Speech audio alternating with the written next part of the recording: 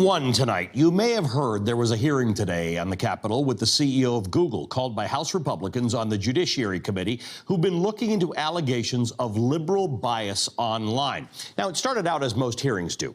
Google CEO Sundar Pichai entered a packed room, ready to face the assembled congressmen and women. But as soon as Pichai took his seat, the Monopoly man settled in right behind him, over his left shoulder. Look at that.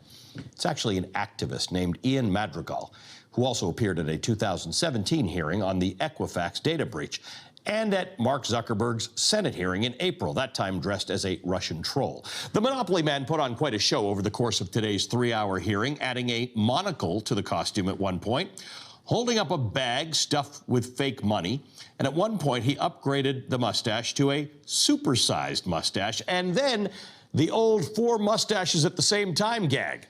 But the Monopoly man was actually not the most cartoonish character at today's hearing. No, that honor goes to most of the Congress people asking the questions.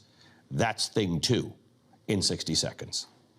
Now welcome back Nabil Ahmed with creative activist Ian Madrigal, our very own Monopoly man.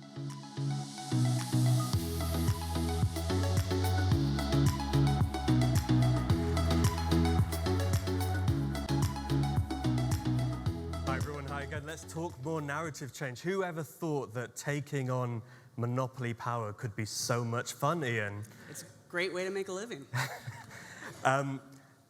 Ian, AKA Monopoly Man, let's go back to the moment where it all started, where you thought, now's the time for me to don the suit. Mm-hmm. And what I'm really going to need in life is a monocle. Talk us through that moment. The monocle has taken me very far.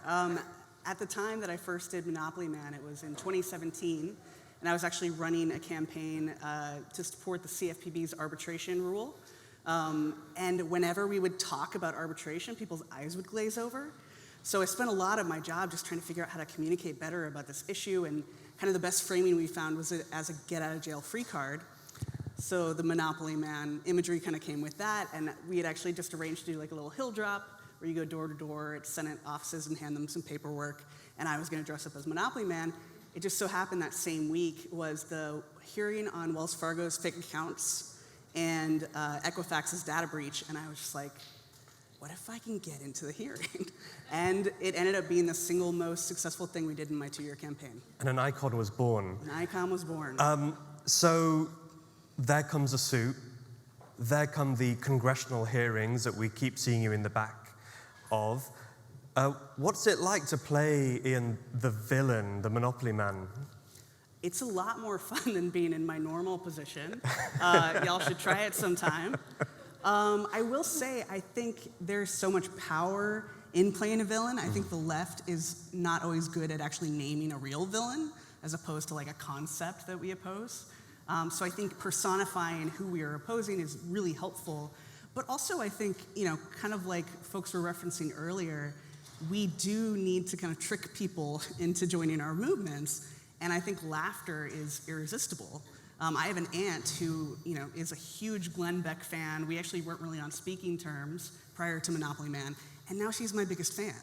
Like, there's something to this where we can bring people in by just making it fun. There's a tangible win there already. But hey, look, this is a good time to be in the business of being a monopoly man, looking at the sheer growth of monopoly power. And there are hearings taking place at the moment on Google. Amazon's coming up. How is it to be there? Yeah, so I've actually been a frequent appearance at the Google antitrust hearing in Washington. I successfully, on the first day of the trial, photobombed Google's head lawyer. And so pretty much now, if you look at any article that's about the Google antitrust, it's like me right behind this guy, which has been great. But I will say, one thing that has amazed me in the 6 years of doing this is how much all these tech companies are really stepping up their efforts to keep me away. Like, I actually think that I weigh more on Mark Zuckerberg's mind than like the potential of federal regulation. And at this most recent hearing, just on Monday I was there to try to photobomb Sundar Pichai, who's the Google CEO. Right. And they went through, they were trying every trick in the book to keep me away. They actually ended up getting the court security staff to kick me out of the building. I think I'm technically banned from this courthouse now. I didn't break any rules, any laws. They have a thing posted in the elevator of what you're like allowed to do and not allowed to do as far as a demonstration. So it's been wild. There's definitely something to be said there, that you're living rent-free in the minds of some of these monopolists. But I wish I were living rent-free in their houses. A quick thing, that you are a lawyer by training alongside this comedic activism. What moves faster, change through the courts or change through culture? I think I went to law school really with this idea of judicial change through the Supreme Court, things like Brown versus Board of Education as this model of actually the court being ahead of public opinion. But the longer that I've been studying law, that I've been in this world, it's very clear to me that that is not actually how it works in 99% of cases. Usually the courts, the legislatures are actually following the public. Two things really make laws: money or public pressure. Right. And I think even in the case of Brown versus Board, we really whitewashed how much organizing there had to be to get to that point. So I would say culture change is faster. Culture change is really important.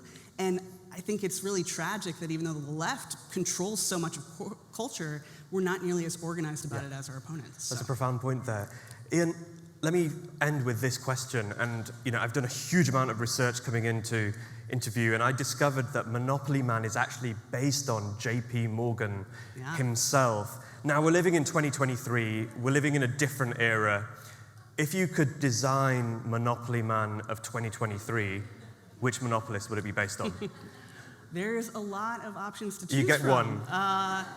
Well, I think who is foremost in my mind as the monopolist of today is Jeff Bezos.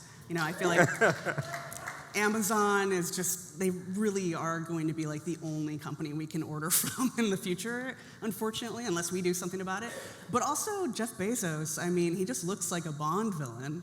I feel like probably my next move is to invest in a bald cap and maybe go to Burning Man. Coming to a congressional hearing near you. Thank you, Ian. Thank you for your comedic activism and taking on the fight against monopolies. Thank you.